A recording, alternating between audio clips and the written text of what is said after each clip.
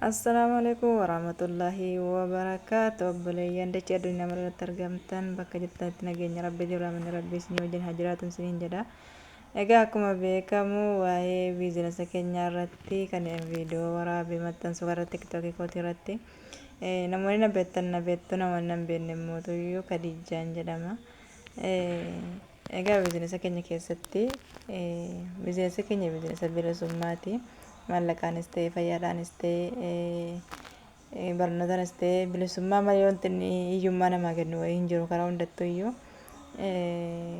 yoo kana jedhu namoonni tokko tokko waanuma nagadaa wayii jammare yoo ta'e namni wanta tokko ho'isu wayii ni jira miti waanuma akkasii walitti naaf fudhachuu danda'u garuu mootu sanaa miti isiniin jedha namoonni akkuma kana carraa kana dhageessatuma dhageessan bira daddabarfattanu itoo hubattanii waan jiru adda baafattanii dhugaaf soba isaallee bartanii jecha garaagaraa dhiiftanii dhuftanii hojii kana hojjettanii gabrummaa kana keessaa baatanii bilisummaadhaan sa'aatii ofii barbaadaniif sa'aatii ofii raftee qabdan silkii keessaniin hojii kana hojjettanii yeroo dhiyootti gabrummaa jalaa baatanii isiniin jechuu barbaada.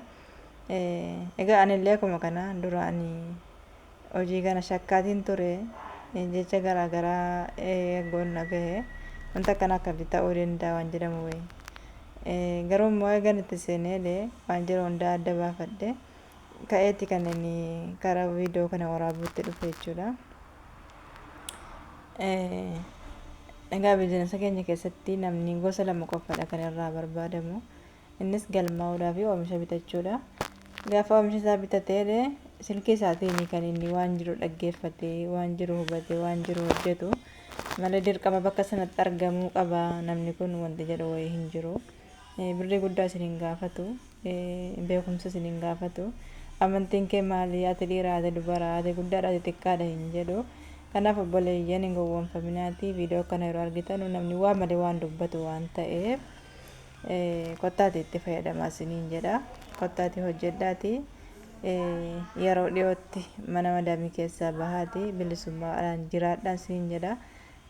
Manni madaamii bifa nama jijjiirti malee jireenya namaa jijjiirtu. Maaliif ittuma jira waan ta'eef takka bilisummaa argadhee hin beeku takka yaani gammachuu yoo argadhee hin beeku bilisummaa miti kan akka kootiiti achitti immoo cinqii garaagaraa keessa jirullee ni jira. Kanaaf waan akkanaa kana argatan itti fayyadamaa isiniin jedha. Piroofaayilii gattu qadhaati lakkoofsa imeelaanis wastaappiidhaanis garaagaraa achirratti itti barreessee jira. Kan isiniin mijate na dubbisaa irra caalatti immoo wastaappiidhaan na dubbisaa isiniin jedha.